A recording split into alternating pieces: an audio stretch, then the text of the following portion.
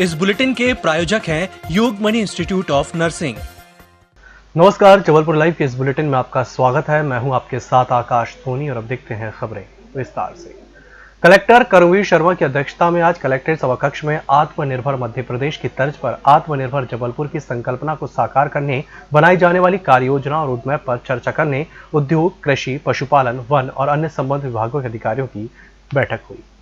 आत्मनिर्भर जबलपुर की संकल्पना को साकार करने के लिए उद्योग क्षेत्र और कृषि, पशुपालन, वन और इससे संबंधित क्षेत्रों से संबंधित अधिकारियों की आज बैठक ली थी और उसमें आत्मनिर्भर जबलपुर की संकल्पना को साकार करने के लिए क्या क्या कार्य योजना बनाई जा सकती है, क्या क्या रोडमैप बनाए जा सकते हैं, क्या अपॉर्चुनिटीज़ हैं, इस पर चर्चा की है और आगे इस कमेटी सब कमेटी बनाकर इसको एग्रेसिव मोड में इम्प्लीमेंटेशन कराने की दिशा में हम लोगों ने आज चर्चा की है और ये प्रक्रिया अन्य विभागों के लिए भी आगे जारी रही। मध्य प्रदेश हाईकोर्ट ने एक जनहित याचिका इस टिप्पणी के साथ खारिज कर दी कि कोर्ट का समय बेहद कीमती है, व्यर्थ की जनहित याचिकाओं के जरिए उसे खराब ना किया जाए। फिलहाल ये जनहित याचिका खारिज की जाती है। भविष्य में जनहित याचिकाकर्ता ऐसी गलती ना दोहराएं, अन्यथा जुर्माना लगाया जाएगा। इससे पूर्व कोर्ट ने टिप्पणी में साफ किया कि भले ही 10.50 किलोमीटर सड़क का 400 मीटर हिस्सा निर्मित ना हुआ हो, लेकिन स्टेट हाईवे से गांव में दाखिल होने के 2 वैकल्पिक मार्ग मौजूद हैं। जिला प्रशासन के प्रोटोकॉल शाखा के अलावा अन्य विभागों के लिए वाहनों की उपलब्धता बनाने 2 माह के भीतर 3 दफा टेंडर बुलाए जा चुके हैं। बावजूद इसके जिला प्रशासन ठेका तय नहीं कर सका। खास बात यह है कि 2 माह पहले जब पहली दफा टेंडर बुलाए गए थे, उस समय एक ही कंपनी द्वारा टेंडर भरा गया, लेकिन बाद में 2 बार जब टेंडर बुलाए गए तो ये नहीं बताया जा सका कि आखिर मामला कहां अटका है। आज भी पुरानी दरों पर ही वाहनों का उपयोग प्रोटोकॉल या अन्य कार्यों के लिए किया जा रहा है। प्रारंभिक जानकारी में यह पता चला है कि आखिरी 2 बार में बुलाए गए टेंडरों में 3 कंपनियों के बीच प्रतिस्पर्धा है। इसमें से 2 फर्मों के दस्तावेजों में कमी है, लेकिन एक फर्म के पास सभी तरह के मांगे गए दस्तावेज उपलब्ध हैं। ठेका खोलने के लिए अपर कलेक्टर स्तर पर प्रक्रिया को पूरा किया जाना है, लेकिन उनके द्वारा ही हीला हवाली बरती जा रही है। कुछ इसी तरह की लापरवाही रोजाना होने वाले कार्यों में भी देखने को मिल रही है। कुल सचिव और एक परीक्षा नियंत्रक के पद पर प्रतिनियुक्ति की है। इसमें medical college Jabalpur, Ayush medical college Narsinghpur, homeopathy medical college Bhopal, community medical चिकित्सा महाविद्यालय भोपाल, पब्लिक हेल्थ डिस्ट्रिक्ट शासकीय दंत चिकित्सा महाविद्यालय इंदौर से चिकित्सकों को प्रतिनियुक्ति पर भेजा गया है। त्योहारों के बीच एक बार फिर जबलपुर शहर में लुटेरे सक्रिय हो चुके हैं। गुरुवार रात को मोपेड सवार 3 बदमाशों ने साइकिल से लौट रहे 48 वर्षीय व्यक्ति का मोबाइल छीन लिया। पीड़ित रानीताल स्थित निजी पैथोलॉजी में काम करता है। वह रात में काम से घर लौट रहा था। टेलीग्राफ गेट के पास लुटेरों ने वारदात को अंजाम दिया और तेजी से यादव कॉलोनी रास्ते से भाग निकले। मदन महल पुलिस ने लूट का मामला दर्ज कर जांच शुरू कर दी है। इस बुलेटिन वक्त चला छोटे से ब्रेक का, जल्द हाजिर होंगे। Yogmani institute of nursing, Jamdar hospital Jabalpur. Nursing के क्षेत्र में करियर बनाने का सुनहरा अवसर। प्रवेश प्रारंभ BSc nursing, post basic BSc nursing, GNM. पता 198/2 Raigwa, ward number 72, Arihant warehouse के पीछे, पाटन बाईपास चौक के पास, जबलपुर। होटल गौरीश्री भोपाल शहर के बीचों बीच स्थित ठहरने की सर्व सुविधा युक्त जगह है। Room available in affordable prices और facilities free WiFi, AC, TV, parking, security, lift, full sanitised room, toiletry kit. Hotel Gaurishree, hall number 8, Chittor complex, MP Nagar, zone 1, Bhopal. Phone number 7898128620। Break के बाद एक बार फिर से आपका स्वागत है। जबलपुर पुलिस ने छिंदवाड़ा से लापता आरक्षक को तिलवारा घाट के पुल के पास से पकड़ा है। पकड़ा गया आरक्षक तनाव में था, जिसे पुलिस ने बड़ी ही सावधानी के साथ पकड़ा। बताया जा रहा है कि अजय धुर्वे नामक आरक्षक पुलिस लाइन में अटैच है।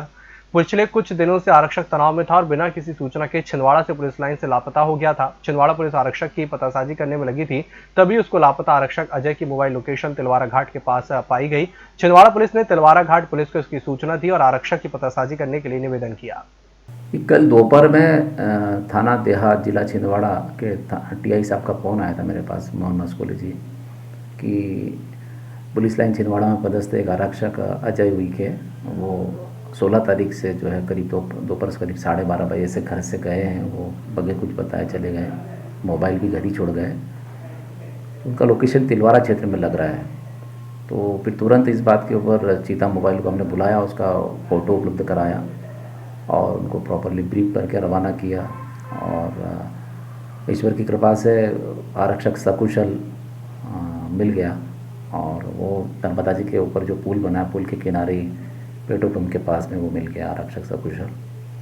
इसके बाद उसके जो परिजन हैं उनको सूचित किया गया। उनका जो भाई है रविशंकर, वो भी छिंदवाड़ा जिला पुलिस में कार्यरत है, तो वो फिर कुछ समय में वो भी पहुंच गए थाना। आरक्षक को कुछ तनाव था, तनाव के चलते वो घर से चला गया था बगैर किसी को कुछ बताए, और अच्छी बात ये रही कि वो सकुशल मिल गया। शहर में फुटपाथ से लेकर आधी सड़क तक पसरे कब्जे हटाने नगर निगम जल्द ही बड़ी कार्रवाई करेगा। उससे पहले नगर निगम ने शहर के मुख्य बाजार क्षेत्रों में मुनादी कराते हुए कब्जेधारियों से स्वेच्छा से कब्जे हटाने की अपील की। ये चेतावनी भी दी कि यदि कब्जे नहीं हटाए गए तो नियमानुसार कार्रवाई कर कब्जे हटाए जाएंगे, सामग्री भी जब्त की जाएगी। गौरतलब है कि निगम के अतिक्रमण शाखा ने गत दिनों रामपुर चौक से शक्ति भवन तक ताबड़तोड़ कार्रवाई कर विवाद के बीच 40 से ज्यादा कब्जे हटाए थे। केंद्र सरकार की मजदूर विरोधी नीतियों के खिलाफ 26 नवंबर को देश के केंद्रीय श्रम संगठनों ने आम हड़ताल का आयोजन किया है, जिसका all India defence employees federation के केंद्रीय श्रम संगठनों ने आम हड़ताल का मजबूती से समर्थन किया है। इस संबंध में all India defence employees federation के अध्यक्ष SN पाठक ने बताया कि आगामी 26 नवंबर को देश के केंद्रीय श्रम संगठनों द्वारा एनडीए सरकार की मजदूर विरोधी नीतियों के खिलाफ आम हड़ताल का आयोजन किया गया है। सभी रक्षा संस्थाओं के कर्मचारियों द्वारा देशव्यापी प्रदर्शन किया जाएगा। इसी तारतम्य में रक्षा क्षेत्र की 3 फेडरेशन द्वारा रक्षा सचिव को 27 सूत्री मांगों का चार्टर ऑफ डिमांड प्रेषित किया गया है। महाकौशल के सबसे बड़े जच्चा बच्चा अस्पताल एल्गिन में नवजात शिशुओं की सुरक्षा का कोई इंतजाम नहीं है।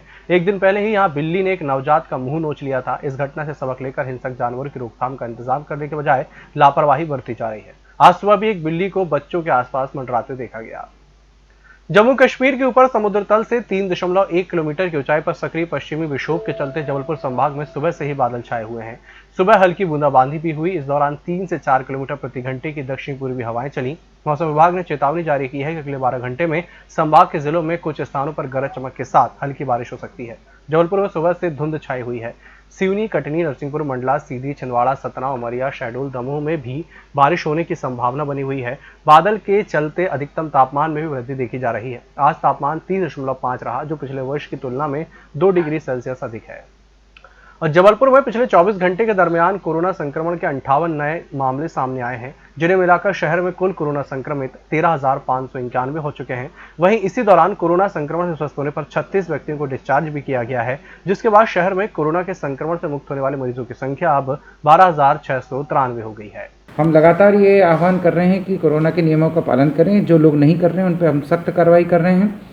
आगे उनकी दुकानें भी सील की जाएगी, लोगों पे फाइन भी लगाए जाएंगे और FIR भी दर्ज की जाएगी। वर्तमान में जो आज 24 घंटे में कार्रवाई हुई उसमें 206 लोगों के विरुद्ध कार्रवाइयाँ हुई हैं और 23,750 रुपये का फाइन अधिरूपित किया गया है।